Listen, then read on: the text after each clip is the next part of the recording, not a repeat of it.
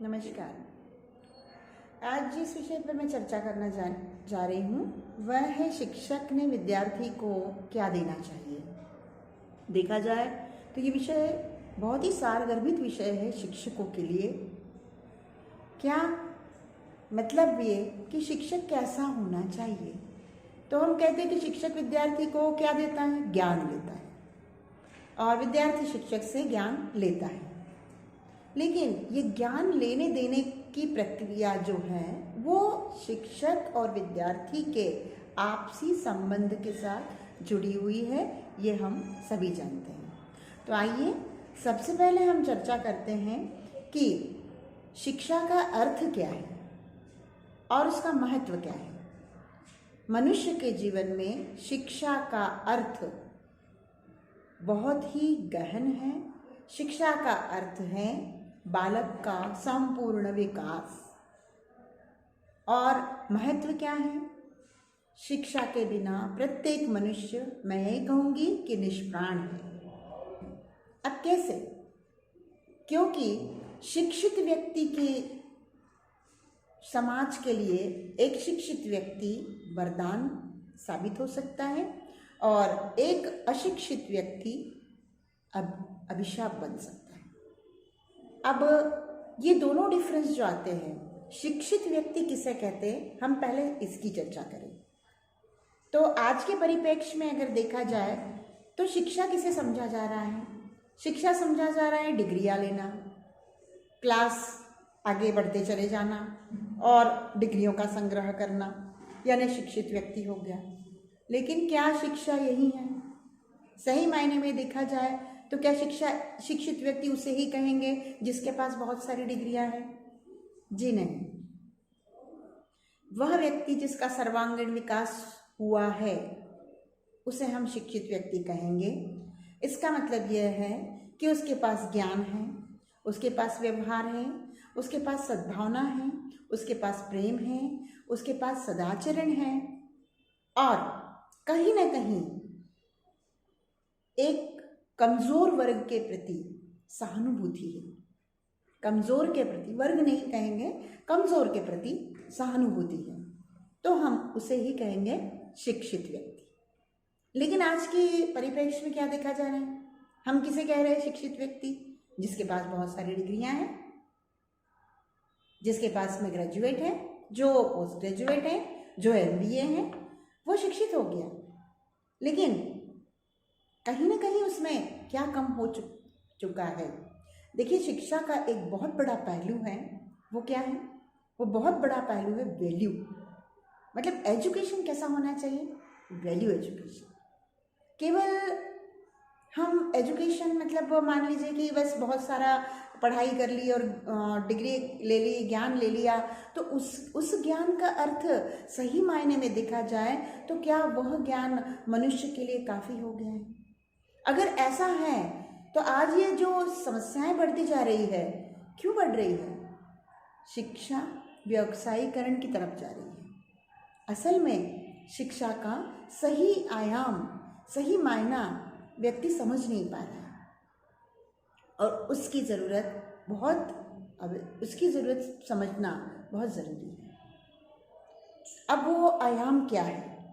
मतलब ये है कि शिक्षा सही मायने में संपूर्ण विकास, मैंने अभी बोला था कि संपूर्ण विकास व्यक्ति का हो।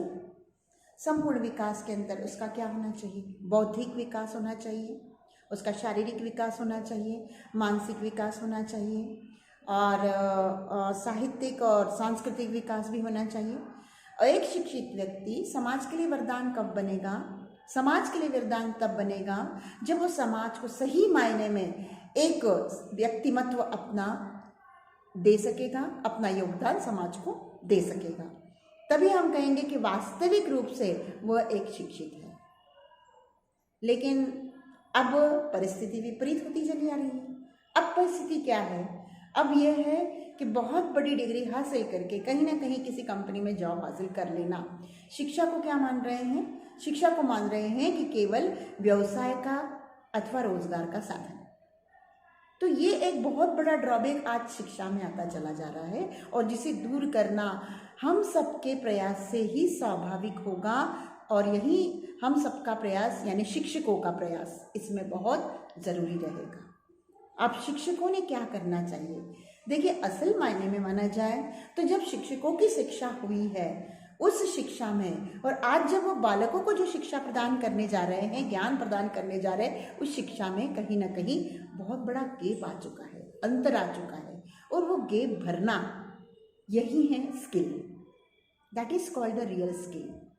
और वो आज शिक्षकों में होना बहुत ज़रूरी है, क्योंकि विद्यार्थी और शिक्षक में जो गैप होता है वो किस वजह से होता है?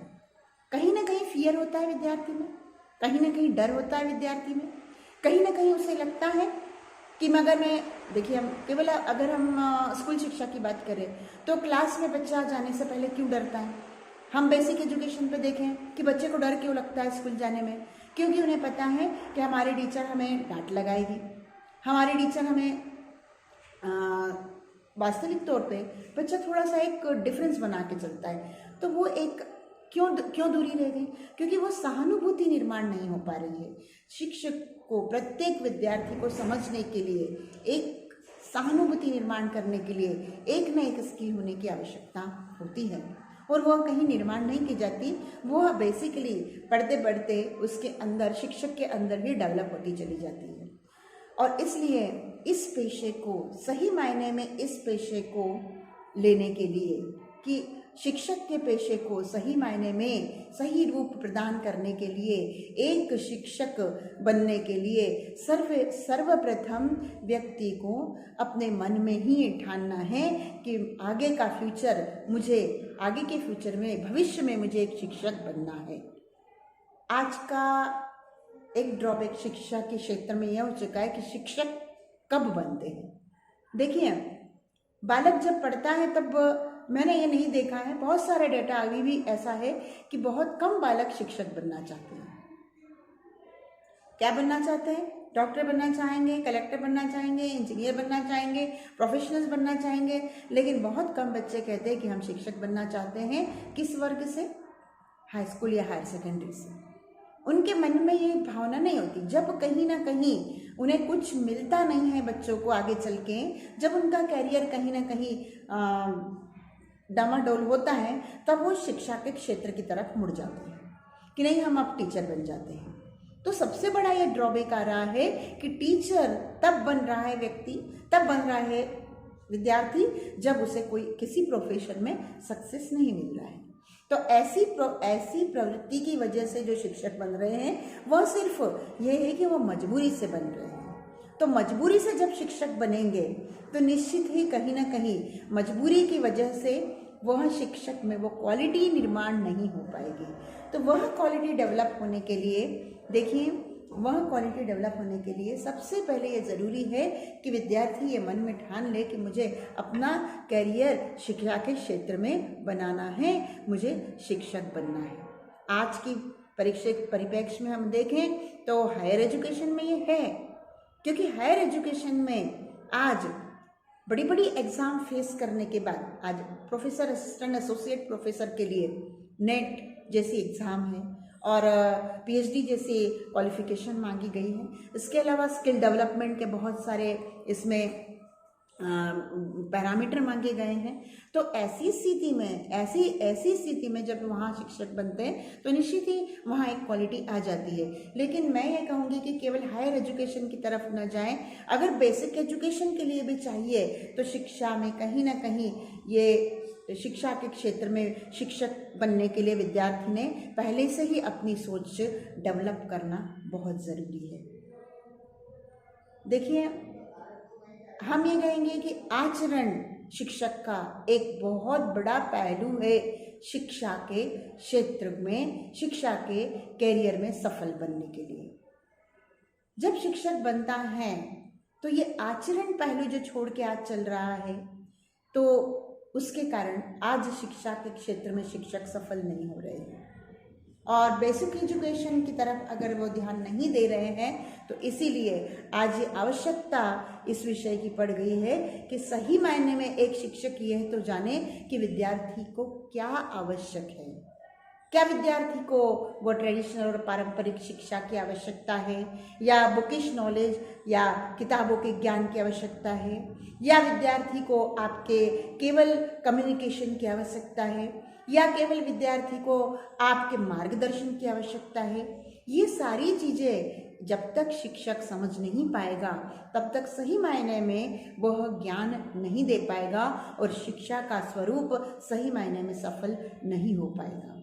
तो अब हमें आज के परिप्रेक्ष्य में देखें कि आज शिक्षा का आधार क्या बन गया है और होना क्या चाहिए और हम किस प्रकार की शिक्षा दे रहे हैं। हम तीनों बातों में बात करेंगे कि शिक्षा का आधार, आज की शिक्षा किस पर आधारित है, क्या मेथड्स है, इसमें कौन सी मेथड्स के ऊपर आधारित शिक्षा चल रही है। तो देखिए, आज शिक्षा जो है वो केवल यह है, सबसे पहले मैंने आपको बताया है कि शिक्षा रोजगार रिलेटेड बन गई है। कितना हमें इससे प्राप्त हो रहा है, इससे रिलेटेड बन गई है। आज हम देख रहे हैं ऑनलाइन कक्षाएं, ऑफलाइन कक्षाएं जो लगती जाती है। आज जैसे हम आज के परिप्रेक्ष्य की बात करें, कोरोना काल में भी शिक्षा तो चल रही है, ज्ञान तो शिक्षक दे रहे हैं, ऑनलाइन शिक्षा दे रहे हैं, लेकिन विद्यार्थी में वो जिज्ञासा क्यों नहीं उत्पन्न हो पा रही है।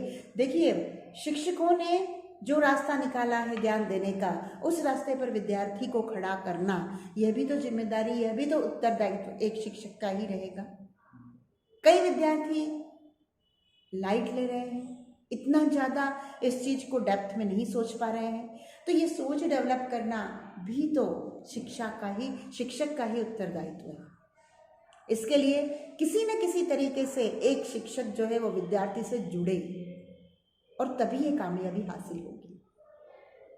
तो आज जो शिक्षा का आधार चल रहा है वो मान के चले कि केवल शिक्षक और विद्यार्थी आगे बढ़ने की प्रवृत्ति में लगा हुआ है कि किसी तरह से स्टेप वाइज वो आगे बढ़ता चला जाए और आगे जाके बड़े बड़े कॉलेज में उसको प्रवेश मिल जाए। परंतु सही मायने में एक एजुकेशन का जो स्वरूप होना चाहिए वो बेसिकली कहाँ से होना चाहिए, कहाँ से उसमें परिवर्तन होना चाहिए, रूट से। वो रूट से यानी आधार से, बेस से वो परिवर्तन अगर होगा तो निश्चित ही शिक्षा का स्वरूप निश्चित बदलेगा और जो समस्याएं आज शिक्षा में डेवलप होती चली जा रही है वो मैं मानती हूँ कि वो समस्याएं कम होगी। सबसे बड़ी समस्या आज जो है बेरोजगारी की, तो रोजगार पाना ये उद्देश्य अगर शिक्षा का नहीं होगा तो अपने आप बेरोजगारी भी कम होगी, क्योंकि केवल एक उद्देश्य के साथ शिक्षा चल रही है और एक उद्देश्य के साथ मैं नहीं मानती कि शिक्षा संपूर्ण होगी, सफल होगी। शिक्षा का उद्देश्य व्यापक है, वास्ट है और बहुत बड़ा है। मैंने आपको फिर बता दिया, पहले भी बताया है कि शिक्षा का उद्देश्य जो है वह सर्वांगीण विकास है। एक व्यक्तिमत्व का, एक अच्छे व्यक्तित्व का निर्माण करना ही शिक्षा का उद्देश्य है। और एक अच्छा व्यक्तिमत्व अगर डेवलप होता है तो निश्चित ही, एक क्वालिटी अगर डेवलप होती है तो निश्चित ही हम ये समझते हैं कि ड्रॉबैक्स हटते चले जाते हैं। उसमें जिस प्रकार की एक विषम परिस्थिति शिक्षा के क्षेत्र में बनती चली जा रही है वह विषम परिस्थिति अपने आप दूर होती चली जाएगी। आज हम शिक्षक केवल हम अपनी शिक्षा को किस तरह से मान रहे हैं, जैसी शिक्षा हमने की है, जैसी शिक्षा हमने ग्रहण करी है। देखिए, अंतर आता है, जो अंतर आता है उस अंतर को समझो कि उस अंतर में आपको परिवर्तन क्या करना है, अपने आप में कहाँ परिवर्तन करना है, अपने आप में कहाँ बदलाव करना है। तो शिक्षक को सबसे पहले एक बहुत अच्छा लर्नर बनने की ज़रूरत है, सीखने की ज़रूरत है, क्योंकि शिक्षा कंटिन्यूअस एवरलास्टिंग प्रोसेस है। Education is a everlasting process, कभी न खत्म होने वाली प्रक्रिया वह है शिक्षा। अगर हम मान लेते हैं कि हमने डिग्री हासिल करके और शिक्षा के क्षेत्र में एक शिक्षक का करियर बना लिया है, एक शिक्षक के रूप में हम कार्यरत हैं और वह कार्य सुचारू रूप से कर रहे हैं, अब हमें हमारे सब्जेक्ट के साथ इसके परे हमें कुछ सीखने की आवश्यकता नहीं है, हमारे विद्यार्थी को हमें उतना ही देना है, तो आप सिर्फ एक अपना सीमित क्षेत्र बनाएंगे और सीमित क्षेत्र से शिक्षा कभी व्यापक रूप नहीं ले सकेगी। तो एक शिक्षक को यह मान के चलना चाहिए कि मुझे स्वयं को अपने आप में शिक्षा को व्यापकता लाने के लिए स्वयं को एक लर्नर बने रहना चाहिए। कंटिन्यूअस हमें एक शिक्षक के रूप में, शिक्षक हमेशा एक विद्यार्थी बना रहे तो ही वो सही मायने में शिक्षक रहेगा। अब ये विद्यार्थी बनने से क्या शिक्षक रहेगा, इसका क्या तात्पर्य है? इसका मतलब ये है कि शिक्षक को परिवर्तन के साथ नए नए आयाम को अपनी शिक्षा के साथ जोड़ने की कला आनी चाहिए। देखिए, आज से 20 वर्ष पूर्व कंप्यूटर का युग नहीं था और 20 वर्ष पूर्व जो शिक्षक पढ़ाते थे उनके पढ़ाने की तकनीक अलग थी, उस समय के विद्यार्थी अलग थे। आज के समय के विद्यार्थी जो है वो मूल रूप से अगर देखा जाए तो ब्रिलियंट विद्यार्थी कहलाते हैं। इस युग के विद्यार्थी जो है वो ब्रिलियंट विद्यार्थी कंपैरेटिव टू शिक्षक के समय के। तो जो शिक्षक ने पढ़ा अगर वही वो देना चाहेगा तो विद्यार्थी के लिए कुछ भी नवाचार नहीं है।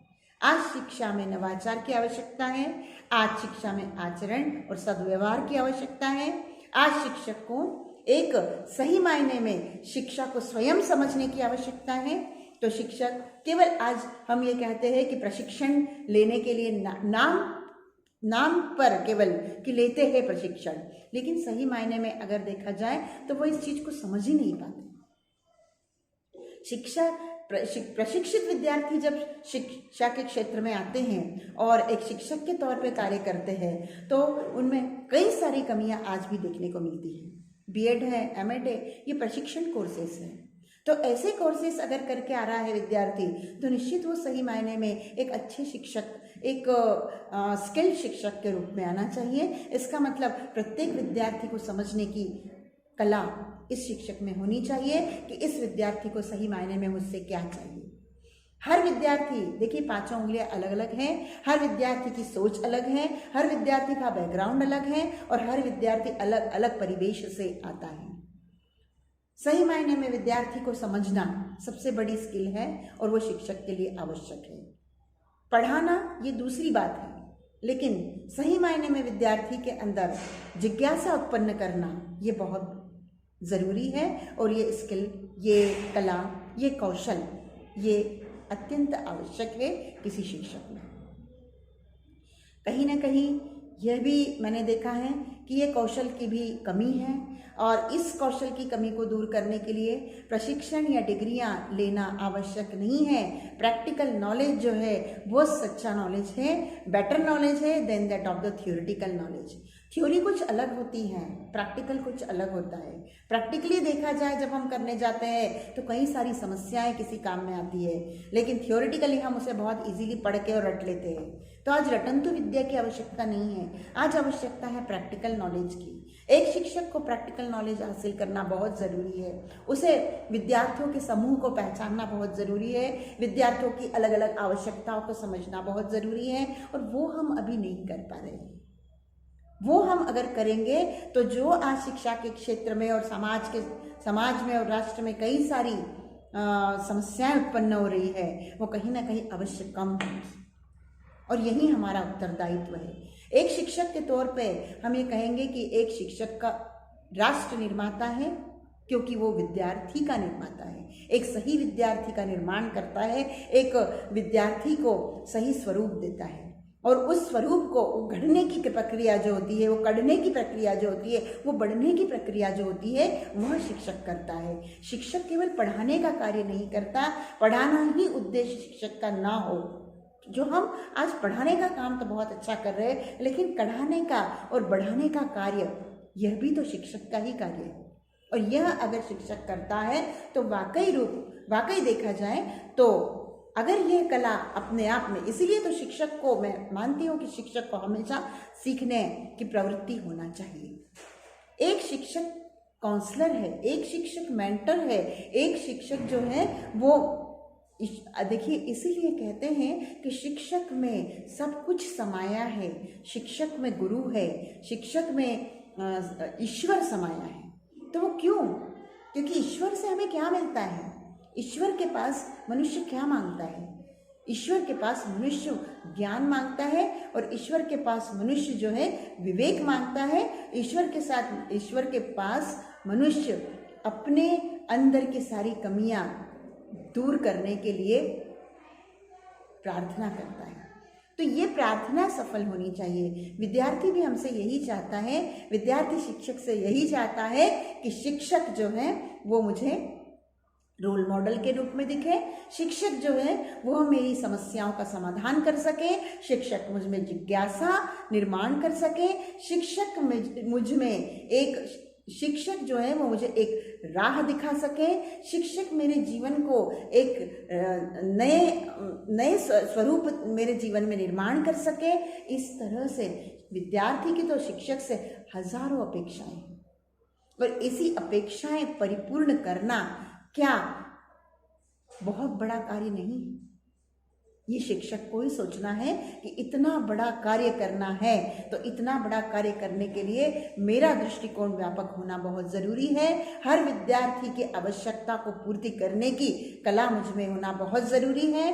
हर विद्यार्थी को मुझसे अपने आप से जोड़ना बहुत ज़रूरी है, और तभी मैं संभव कर पाऊंगा। सही मायने में शिक्षक के प्रोफेशन आज बहुत बड़ा प्रोफेशन है। कोई भी प्रोफेशन इससे ऊपर का प्रोफेशन मैं नहीं मानती। तो ये प्रोफेशन तभी पूर्ण होगा जब सही मायने में समझूंगी कि मैं वाकई एक शिक्षक हूँ, तो मैं एक लर्नर हूँ, और जिम्मेदार व्यक्ति का निर्माण करना, केवल व्यक्तित्व का नहीं, एक जिम्मेदार व्यक्तित्व और सफल व्यक्तित्व का निर्माण करना ही मेरा उद्देश्य है। तो ऐसे इसमें शिक्षक को निरंतर पढ़ना यह ज़रूरी है, और मैं ये मानती हूँ कि शिक्षक इस चीज़ को समझ लेगा कि वाकई विद्यार्थी में आचरण डेवलप करना है, या सद्भावना डेवलप करना है, या किसी प्रकार से प्रेम का निर्माण करना है, सदाचार निर्माण करना है, तो मेरा व्यक्तिमत्व कैसा होना चाहिए, क्योंकि मेरे ही अनुरूप मेरा विद्यार्थी बनेगा। मैं जो पढ़ाऊंगा या पढ़ाऊंगी वही विद्यार्थी सीखेगा। तो मैं आपसे यही कहूँगी कि शिक्षक का दृष्टिकोण क्या होना चाहिए इसमें।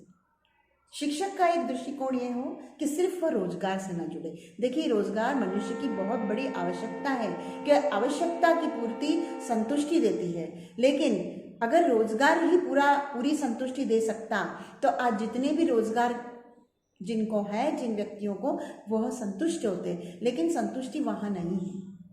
कहीं ना कहीं संतुष्टि हमें देखनी पड़ती है, निर्माण करनी पड़ती है, और एहसास करना पड़ता है। तो संतुष्टि का एहसास एक शिक्षक को कब होता है? क्या उसके रोजगार का पहलू परिपूर्ण हो गया, उसे जिस तरह की उसको सैलरी चाहिए वो मिल गई, क्या उससे ही शिक्षा पूर्ण हो गई उसकी? नहीं, शिक्षक की शिक्षा भी तब पूर्ण होगी जब वह अपने प्रोफेशन में खरा उतरेगा, जब वह सही व्यक्तिमत्व का निर्माण कर सकेगा, जब वह एक विद्यार्थी का एक सही मायने में आकलन कर सकेगा, सही मायने में उसे एक अच्छा व्यक्ति बना सकेगा, तो तभी ये पूर्ण हो सकेगा।